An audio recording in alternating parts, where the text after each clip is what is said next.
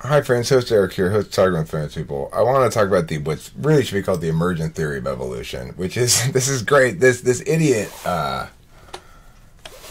he actually is the one who turned me on to this. At first, I thought he was talking about the neutral theory of evolution, but he's actually talking about a different kind of neutral theory. Okay, so listen to this shit.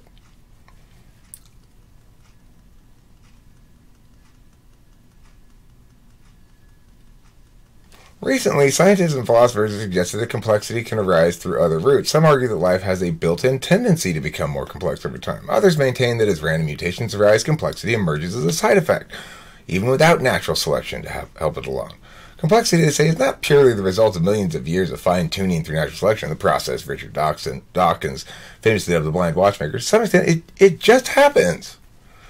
Biologists and philosophers have pondered the evolution of complexity for decades, but according to Daniel W. McShay, a paleobiologist at Duke University, they have been hobbled by vague definitions.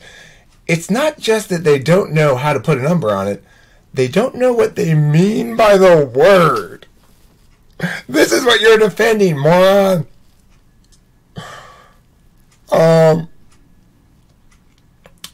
So here he says, in their 2010 book, Biology's First Law, McShay and Brannon outlined a way that complexity defined in this way could arise.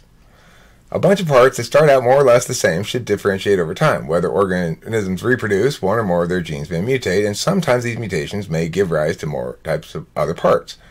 An organism that has more parts, those units have an opportunity to become different. After a gene is accidentally copied, this duplicate may pick up mutations that the original does not share. Thus, if you start with a set of identical parts, they will tend to become increasingly different from each other. In other words, the organism's complexity will increase. Except if that's true, remember, this suffers the same fate as the nearly neutral theory and the neutral theory. If it's true, then we would have increasing genetic diversity in the genomes of species that have more individual members and less in those that have fewer. That's the prediction that this makes, and it fails to. It fails to validate. It falsifies. It doesn't even have an explanation for a mechanism. It says it's emergent phenomena. It's an emergent phenomenon. That is not an explanation. That just says shit just happens. That is not a theory. Shit just happens is not a theory. Even the paleobiologist here has it exactly right. It's not that they don't know how to put a number on it. They don't know what they mean by the word evolution or complexity, just like shit for brains doesn't. So, shit for brains, you think you trapped me in some way with that bullshit? Can you explain that theory to me? Can you? The zero, what's it called? The zero whatever theory? I don't think you can, buddy. I don't think so. Because you know why? It has no mechanism. And it's falsified by the data. So, why are you so sure I'm going to lose this argument? When we've now come across 3 different theories of evolution concurrently battling with each other. One of which is not a theory at all. It just says shit just happens. Another one of which... But it says shit just happens in a way that is actually falsified by the data. Another one, the neutral and nearly neutral theory, falsified by 2 data points, genetic drift barrier and the population diversity genome thing. And the modern synthesis, which everybody poo-poos now, except for most biologists who actually still ascribe to it. And we've got the biologist in this article about the theory that this guy wants to ascribe to here. We've got the paleobiologist admitting in the fucking article that they don't know what the word means when they use it. Now, how is it exactly, Char, whatever your fucking name is, how is it exactly that you feel smug at all about anything here? How? So most biologists don't agree with you that this is the correct theory.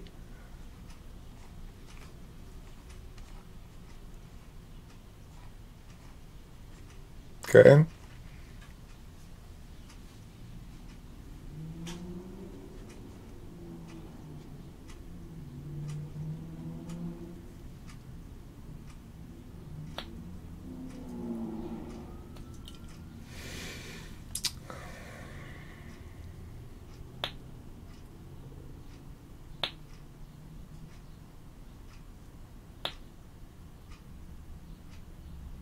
Okay, so Spiger here, we've done biology a service with the idea of constructive neutral evolution, especially by challenging the notion that all complexity must be adaptive, but Spiger worries that they might be pushing the argument too hard in some cases. On one hand, he thinks that fungus pumps are a good example of constructive neutral evolution.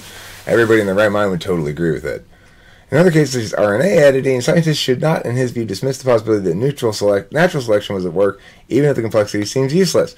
No matter what, we're going to beg the question and assume that a complexity evolved over time, despite the fact that we don't have any actual evidence of how this complexity evolves over time as a mechanism. The explanation that studies suggest that random mutations that individually have no effect on an organism can fuel the emergence of complexity in a process known as constructive neutral evolution. Except we've explained the mechanism here. It says that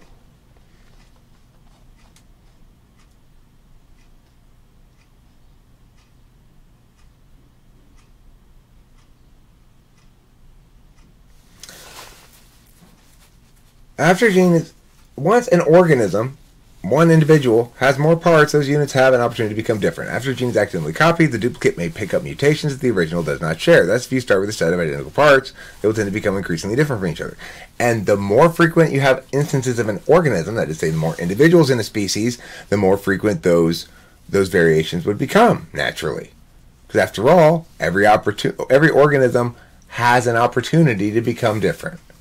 So, naturally, the genome then would vary increasingly with population size of any genetic group, of any species.